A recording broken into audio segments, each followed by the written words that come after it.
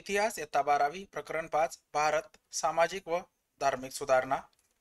पाठ्यपुस्तकातील घटकांचा अभ्यास करण्याअगोदर भारतामध्ये इंग्रजी शिक्षण प्रणाली कशी अस्तित्वात आली याबद्दल आपण थोडक्यात माहिती घेऊयात. इसवी सन 1813च्या चार्टर कायद्यात थोडीफार दुरुस्ती करून किमान हिंदी सुशिक्षित लोकांमध्ये आधुनिक शास्त्रीय दृष्टिकोन निर्माण करण्याची तरतूद करण्यात आली होती. इसवी सन 1835 मध्ये ब्रिटिश सरकारने पाश्चात्य विज्ञान व वाङ्मय यांचे शिक्षण इंग्रजी माध्यमात देण्यात यावे असा निर्णय घेतला होता. गव्हर्नर जनरल इन कौन्सिलचा कायदेविषयक सभासद असलेल्या लॉर्ड मॅकॉलेने असे प्रतिपादन केले होते की देशी प्रादेशिक भाषा पाश्चात्य वैज्ञानिक शिक्षण देण्यासाठी पुरेशा विकसित नाहीत आणि सर्व पौरात्य शिक्षण युरोपीय शिक्षणापेक्षा सर्वस्वी कमी दर्जाचे आहे. इंग्रजांनी इसवी सन 1835 साली बंगालमध्ये शाळा व महाविद्यालयातील शिक्षणाचे माध्यम इंग्रजी असेल असे जाहीर केले होते. कंपनी सरकार शिक्षणावर फार मोठी रक्कम खर्च करू इच्छित नव्हती, म्हणून कंपनीच्या अधिकाऱ्यांनी ज्या शिक्षणातील पाझर सिद्धांत लोकांपुढे ठेवला, म्हणजेच डाऊनवर्ड फिल्टर सिस्टम लोकांपुढे ठेवला.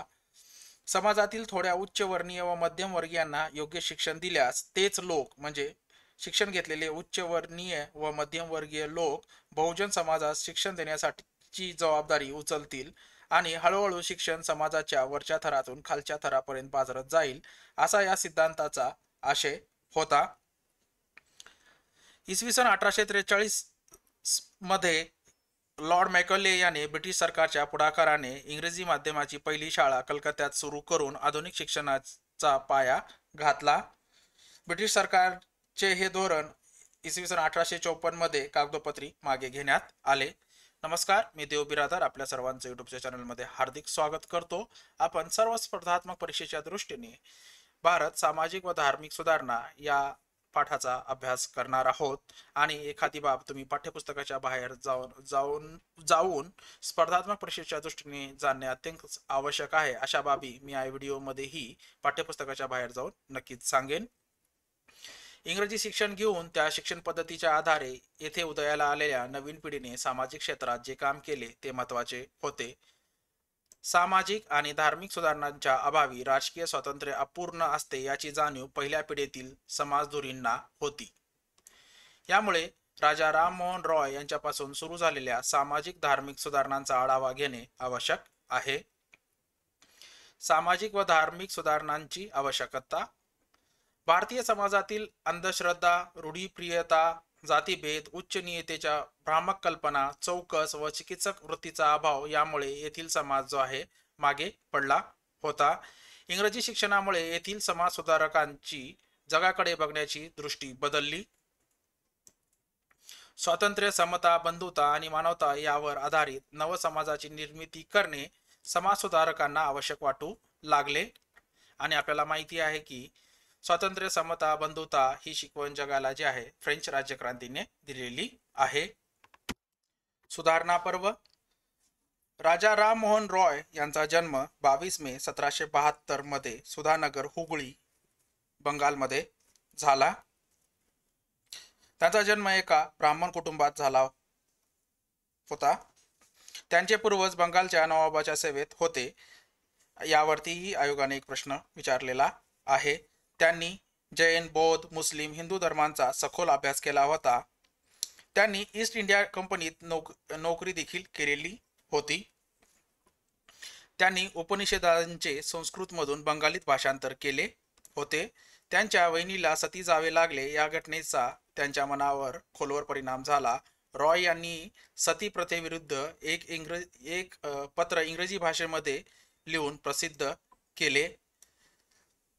धर्मग्रंथांमध्ये सती जाणे हे धर्मकर्तव्य असल्याचा उल्लेख नाही हे रॉय यांनी सर्वप्रथम सिद्ध केले आणि इसवी सन 1829 मध्ये governor general Lord William Bentinck याने सती प्रथा नष्ट केली. त्यामागे जे आहे रॉय यांचे प्रयत्न कारणीभूत होते.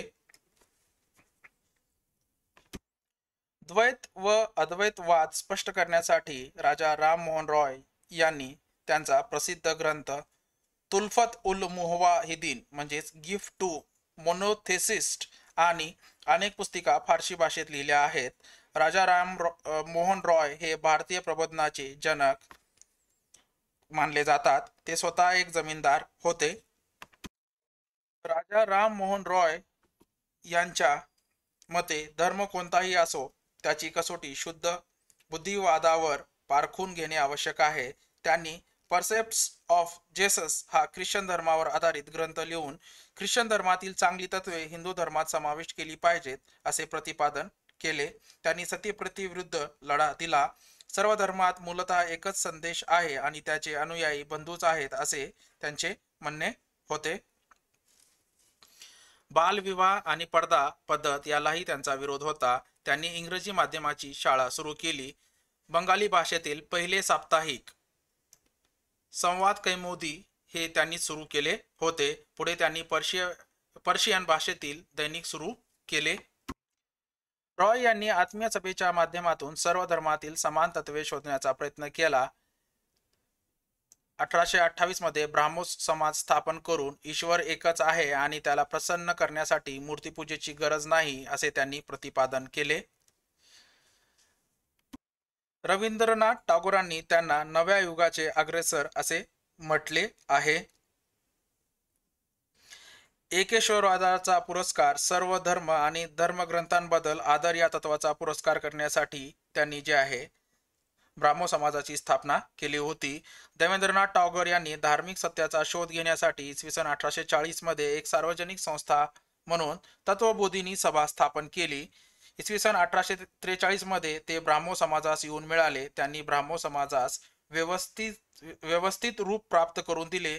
त्यांनी ख्रिस्ती मिशनऱ्यांच्या हिंदी संस्कृतीवरील टीकेला सडोत्तर उत्तर दिले. तसेच हिंदू धर्मग्रंथाचे संपादन करून त्यांनी ब्राह्मोपासना हा उपासनेचा एक वेगळा प्रकार प्रस्तुत केला. राजा राम मोहन रॉय हे सामाजिक सुधारणेच्या क्षेत्रात ते शुक्रतारा होते. प्रागतिक विचारसरणीचे केशवचंद्र सेन ब्राह्मो समाजास येऊन मिळाल्यानंतर ब्राह्मो समाजाला निश्चित व भरीव स्वरूप प्राप्त झाले.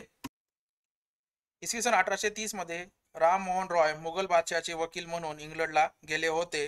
तेथे इंग्लंडचा राजा चौथा विल्यम याने त्यांना राजा हा किताब बहाल केला. आणि पाठ्यपुस्तकामध्ये जर बघितलं तर मुघल बादशाहाने त्यांना राजा हा किताब बहाल केला असे संबोधलेले आहे. तर पाठ्यपुस्तकामध्ये मुघल बादशाहाने त्यांना राजा हा किताब दिला असे संबोधले आहे. तर काही इतर इतिहासकारांच्या मते किंवा इतर पुस्तकांमध्ये इंग्लंडचा राजा चौथा विल्यम याने जे आहे त्यांना राजा हा किताब बहाल केल्याचे संबोधलेले आहे. इंग्लंडमधील विद्वानांमध्ये त्यांचे चांगले स्वागत झाले होते. तेथे ते जे आहे 2 वर्ष राहिले. पुढे ते फ्रान्सला गेले. त्यांच्याबद्दल एक महत्त्वाची बाब म्हणजे ते भारतात होते तेव्हा भारतीयांना त्यांनी युरोप समजावून सांगितला आणि युरोपात गेले तेव्हा तेथील लोकांना त्यांनी हिंदुस्थान समजावून सांगितला. इसवी सन 1824 मध्ये ईस्ट इंडिया कंपनी सरकारने ज्या वृत्तपत्रावर कडक नियंत्रणाचा कायदा केला. रॉय यांनी चंद्रकुमार ठाकूर, द्वारकानाथ ठाकूर, हरचंद्र घोष, गौरीचरण बॅनर्जी आणि प्रसन्नकुमार ठाकूर यांच्या स्वाक्षऱ्याचे एक निवेदन सरकारला पाठवले. गव्हर्नर जनरलने या निवेदनाकडे दुर्लक्ष केल्यावर रॉय यांनी इंग्लंडच्या राजाकडे अर्ज पाठवला. त्यातील 2 ओळी महत्त्वाच्या आहेत. त्या म्हणजे त्यात रॉय लिहितात, सत्ता स्थानावर असलेल्या व्यक्तींचा वृत्तपत्र स्वातंत्र्याला विरोध असतो, कारण त्यामुळे त्यांच्या कारभारावर न रुचणारे नियंत्रण येण्याची शक्यता असते. म्हणजेच काय, जर कर्मचारी जर योग्य कारभार करत नसतील तर त्याच्यावर जे आहे वृत्तपत्रातून जे आहे लेख लिहून त्यांच्यावर त्यांनी केलेले कार्य जे आहे सर्व जनतेसमोर आणले जाऊ शकते. म्हणजेच काय, त्यांच्यावर न रुचणारे नियंत्रण येण्याची शक्यता असते असे या पत्रामध्ये जे आहे अर्जामध्ये नमूद केलेले आहे. इंग्रजी राजवटीत तयार झालेल्या रॉय यांनी आधुनिकतेची पायाभरणी आपल्या लेखनातून आणि कार्यातून केली. रॉय यांच्या कार्यापासून प्रेरणा घेऊन जे आहे मानव धर्म सभा, परमहंस सभा, ज्ञानप्रसार सभा सुरू झाल्या. समानतेचा व बंधुभावाचा संदेश त्यांनी समाजाला दिला. त्यांच्या पुढाकाराने जे आहे संवाद कैमुदी हे बंगाली साप्ताहिक सुरू करण्यात आले. स्त्रियांबरोबर सन्मानजनक व्यवहार व्हावा हा त्यांचा जो आहे उद्देश होता. धार्मिक सुधारणा चळवळी, प्रार्थना समाज, दादोबा पांडुरंग तरखडकर यांनी स्थापन केलेल्या परमहंस सभेतूनच जे आहे पुढे प्रार्थना समाजाची स्थापना झाली आणि या प्रार्थना समाजाच्या स्थापनेमध्ये जे आहे वरील जे आहे ब्राह्मो समाजाचा देखील मोठा प्रभाव किंवा त्याचा इन्फ्लुएन्स होता. ब्राह्मो समाजाचे एक नेते केशवचंद्र सेन ब्राह्मो समाजाच्या प्रचारासाठी मुंबईत इसवी सन 1864 साली आले असताना महाराष्ट्रातील काही समाज सुधारक त्यांच्या विचारांनी प्रभावित झाले होते. या सुधारकात जे आहे न्यायमूर्ती रानडे, डॉक्टर भांडारकर, वामन आबाजी मोडक, गोपाळ हरी देशमुख, आत्माराम पांडुरंग इत्यादींचा समावेश होता. त्यांनी ब्राह्मो समाजाच्या धर्तीवर इसवी सन 1867 साली मुंबईत प्रार्थना समाजाची स्थापना केली. या समाजास तात्विक बैठक देण्याचे कार्य न्यायमूर्ती रानडे व डॉक्टर भांडारकर यांनी केले. डॉक्टर आत्माराम पांडुरंग, न्यायमूर्ती रानडे, डॉक्टर भांडारकर या प्रार्थना समाजाच्या स्थापक सदस्यांनी मूर्तीपूजेला विरोध करून एकेश्वरवादास प्राधान्य दिले. कर्मकांडाला विरोध करून प्रार्थनेवर भर दिला. अनाथालय, स्त्री शिक्षण संस्था, कामगारांसाठी रात्रशाळा सुरू केल्या. प्रार्थना समाजाने पंढरपूर येथे अनाथ बालकाश्रम स्थापन करून त्यांनी मानवतावादी कार्य हाती घेतले. या समाजाचे नेते कर्मवीर विठ्ठल रामजी शिंदे यांनी दलितोपचारासाठी डिस्प्रेस्ड क्लास मिशनची स्थापना केली. महाराष्ट्रातील लोकांना राष्ट्रीय शिक्षण देण्याच्या उद्देशाने स्थापन झालेली डेक्कन एज्युकेशन सोसायटी व गोपाळ कृष्ण गोखले यांनी स्थापन केलेला भारत सेवक समाज या संस्था ज्या आहेत प्रार्थना समाजाच्या चळवळीतून ज्या आहेत निर्माण झाल्या होत्या. स्त्री पुरुष समानतेची चळवळ, जातीभेद नाकारणे आणि ऐहिक जीवनाला महत्त्व देणे या गोष्टींना त्यांनी प्राधान्य दिले. सत्यशोधक समाज, महात्मा ज्योतिराव फुले यांनी इसवी सन 1873 मध्ये पुणे येथे सत्यशोधक समाजाची स्थापना केली. अन्याय धर्माच्या परंपरेवर बौद्धिक आक्रमण करणारा विचार यामागे होता. बहुजन समाजाला नाडणाऱ्या प्रवृत्तीवर ज्या महात्मा ज्योतिराव फुले यांनी प्रहार केला. शेतकरी, कारागीर, कामगार आणि 18 पगड जातींचे भले साधण्याचा मार्ग महात्मा ज्योतिराव फुले यांनी दाखवला. एकेश्वरवाद, वेद पुराणांचे प्रामाण्य नाकारणे, विवेचक बुद्धीचे प्रामाण्य, पुरोहितांच्या वर्चस्वाला व मध्यस्थितीला विरोध, मूर्तीपूजा विरोध, तीर्थयात्रा विरोध, चमत्कारांवर अविश्वास, परलोक कल्पनेला विरोध ही सत्यशोधक समाजाची वैशिष्ट्ये होती. महात्मा ज्योतिराव फुले आणि सावित्रीबाई फुले यांनी स्त्री शिक्षणाच्या कार्यास सुरुवात केली. स्त्री स्वातंत्र्याचा मार्ग शिक्षणातून जातो याची जाणीव या दोघांनी येथील समाजाला करून दिली. स्त्री शिक्षणाचे कार्य पुढे जे आहे पंडिता रमाबाई रानडे यांनी चालवले. स्त्री शिक्षणाशी संबंधित काही आणखी महत्त्वाचे मुद्दे म्हणजे ईश्वरचंद्र विद्यासागर यांनी स्त्री शिक्षणाचे कार्य सुरू केले आणि के.व्ही. पंतुलू यांनी दक्षिण भारतात स्त्री मुक्तीसाठी चळवळ सुरू करून इसवी सन 1874 मध्ये मद्रास येथे पहिली मुलींची शाळा उघडली. न्यायमूर्ती रानडे व त्यांची पत्नी रमाबाई रानडे यांनी स्त्रियांच्या सुधारणांसाठी विधवा विवाह संघ, राष्ट्रीय समाज परिषद अशा संस्था स्थापन केल्या. पंडिता रमाबाई रानडे यांनी स्त्री शिक्षण व स्त्री हक्क यांचा जोरदार पुरस्कार केला. महर्षी धोंडो केशव कर्वे यांनी आपले सर्व आयुष्य स्त्रियांच्या उद्धारासाठी वाहिले होते. मुलींचे शिक्षण, विधवा, अनाथ स्त्रिया यांचे शिक्षण यासाठी प्राथमिक व माध्यमिक शाळा सुरू केल्या. स्त्रियांना उच्च शिक्षण देण्यासाठी भारतात पहिले महिला विद्यापीठ श्रीमती नाथीबाई दामोदर ठाकरसी विद्यापीठ, ज्याला SNDT या नावाने देखील संबोधले जाते, हे इसवी सन 1916 साली स्थापन करण्यात आले. भारतातील समाज रचना विषमतेवर आधारित होती. महात्मा ज्योतिराव फुले यांचे समतेचे कार्य जे आहे गोपाळबाबा वलंकर यांनी पुढे चालवले. विटाळ विध्वंसन या पुस्तकातून त्यांनी अस्पृश्यतेवर कोरडे ओढले. शिवराम जानबा कांबळे यांनी मुरळी, जोगतिनी आणि देवदासी यांच्या प्रश्नाकडे समाजाचे लक्ष वेधले. इथे आपण जे आहेत काही महत्त्वाच्या बाबी ज्या आहेत थोड्याच अभ्यासत आहोत आणि आपण प्रत्येक घटकांबद्दल म्हणजे ब्राह्मो समाज, राजा राममोहन रॉय, प्रार्थना समाज, सत्यशोधक समाज, महात्मा ज्योतिराव फुले, सावित्रीबाई फुले यांच्याबद्दल जे आहे अधिक सविस्तर माहिती एका सेपरेट व्हिडिओमध्ये घेणार आहोत. आर्य समाज इसवी सन 1875 मध्ये स्वामी दयानंद सरस्वती यांनी आर्य समाजाची स्थापना मुंबई येथे केली. या समाजाने वेदांना पवित्र ग्रंथ मानले, जातीभेद अमान्य करून स्त्री शिक्षण, विधवा पुनर्विवाह, मिश्र विवाह यांचा आर्य समाजाने जे आहे पुरस्कार केला. ब्राह्मो समाजाचे कार्य जे आहे मुख्यतः बंगालमध्ये मर्यादित होते. त्यानंतर जे आहे ब्राह्मो समाजाच्या विचारांचा प्रभाव महाराष्ट्रात होऊन प्रार्थना समाजाच्या स्वरूपात चालू राहिला. उत्तर भारतात जे आहे स्वामी दयानंद सरस्वतीने आर्य समाजाची स्थापना करून जे आहे सामाजिक व धार्मिक सुधारणांना चालना दिली. स्वामी दयानंद सरस्वतींचे मूळ नाव मुलाशंकर होते. त्यांनी संन्यास धर्माची दीक्षा घेऊन स्वामी दयानंद सरस्वती हे नाव धारण केले होते. त्यांच्यावर ब्राह्मो समाजातील विचारवंताचा प्रभाव पडलेला होता. इसवी सन 1874 मध्ये त्यांनी सत्यार्थ प्रकाश हे पुस्तक प्रकाशित करून आपल्या तत्वज्ञानाचे स्वरूप निश्चित केले. आर्य समाजाचे तत्वज्ञान विशद करणारे सत्यार्थ प्रकाश, वेदभाष्य भूमिका आणि ऋग्वेद व यजुर्वेद यावरील टीकात्मक समालोचक असलेले वेदभाष्य हे ग्रंथ त्यांनी लिहिले. वेदाकडे चला म्हणजेच go back to the Vedas हा आर्य समाजाची मुख्य शिकवण होती. वेद अपरोक्षीय आहेत. सर्व ज्ञानाचा उगम वेदातून झाला आहे. वेदांवर पूर्ण श्रद्धा ठेवली पाहिजे. वेद हेच हिंदूचे खरे धर्मग्रंथ आहेत व वेदकालीन समाज व्यवस्था ही आदर्श समाज व्यवस्था होय, अशी आर्य समाजाची विचारसरणी होती.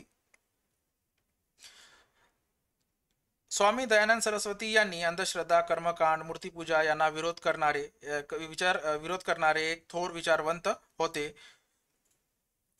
स्वामींनी बालविवाहास विरोध करून स्त्री शिक्षण व विधवा विवाहास उत्तेजन दिले. वैदिक धर्माचे दरवाजे सर्व धर्मीयांना खुले असावेत यासाठी त्यांनी शुद्धीकरणाची मोहीम हाती घेतली होती. रामकृष्ण परमहंस हे कलकत्त्यातील काली मातेचे उपासक होते. तुम्ही त्या परमेश्वराला कोणत्याही नावाने संबोधा, त्याच रूपात तो तुम्हाला दिसेल असे त्यांचे मत होते. रामकृष्ण परमहंसांनी मानव सेवा सर्वश्रेष्ठ सेवा मानली होती. भारतीय संस्कृतीची महानता अखिल जगतात पोहोचविण्याचे कार्य स्वामी विवेकानंदांनी रामकृष्ण मिशनच्या माध्यमातून केले. दुष्काळग्रस्तांना मदत, आजारी लोकांना औषधोपचार, दीनदुबळ्यांची सेवा, स्त्री शिक्षणाचा पुरस्कार आणि आध्यात्मिक उन्नती या क्षेत्रात कार्य केले. उठा, जागे व्हा आणि ध्येय प्राप्त होईपर्यंत थांबू नका हा संदेश त्यांनी भारतीय तरुणांना दिला. स्वामी विवेकानंद म्हणत असत, सर्व आत्म्याशी एकरूप असलेला आत्मा म्हणजे माझा परमेश्वर आहे. त्याहून माझा सर्वात श्रेष्ठ परमेश्वर दुखी कष्टी जनात वसलेला आहे. त्यांनी वेदातील तत्वज्ञान जगभर लोकप्रिय केले. इसवी सन 1893 साली अमेरिकेतील शिकागो येथे भरलेल्या सर्व धर्म परिषदेत त्यांनी वेदांत तत्वज्ञानाची पाश्चात्य जगताला प्रथम ओळख करून दिली. त्यांच्या विचाराचे अमेरिकेत जोरदार स्वागत झाले. त्यातूनच त्यांना जे आहे अमेरिकेत वेदांत समाज स्थापन करण्याची स्फूर्ती आली. त्यांनी आपल्या आय एम अ सोशालिस्ट या पुस्तिकेत उच्चवर्णीय व प्रतिष्ठित श्रीमंतांना असे आवाहन केले की त्यांनी समाजातील सर्व दीनदलितांशी समरस व्हावे, कारण नवा भारत शेतकऱ्यांचा नांगर, लोहाराची भट्टी, गरिबाची झोपडी, जंगलातील कष्टकरी कामगार यांच्यातून निर्माण होणार आहे.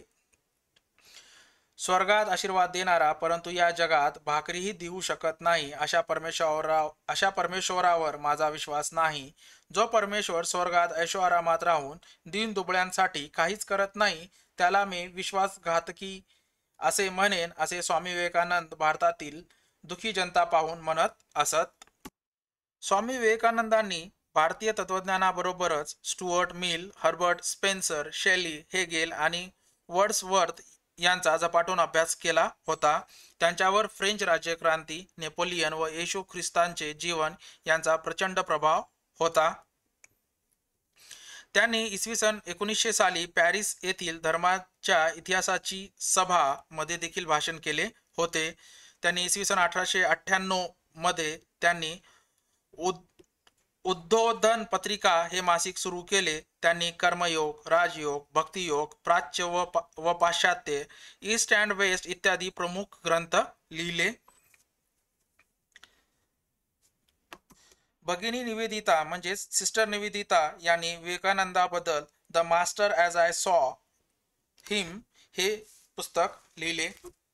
हा व्हिडिओ तुम्हाला कसा वाटला? या व्हिडिओमध्ये पाठ्यपुस्तकाच्या बाहेर जाऊन सांगितलेल्या नोट्स तुम्हाला किती उपयुक्त वाटल्या हे आम्हाला कमेंट बॉक्समध्ये कमेंट करून नक्की कळवा.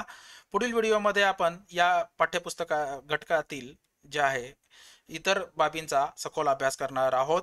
व्हिडिओला लाईक करायला आणि कमेंट करायला विसरू नका. आणि जर तुम्ही अजून आपल्या यूट्यूब चॅनलला सबस्क्राईब केलेलं नसाल तर सबस्क्राईब करायला आणि बेल आयकॉनला क्लिक करायला विसरू नका, जेणेकरून अशाच उपयुक्त व्हिडिओची माहिती सर्वप्रथम आपल्यापर्यंत नोटिफिकेशनद्वारे पुरवली जाईल. धन्यवाद.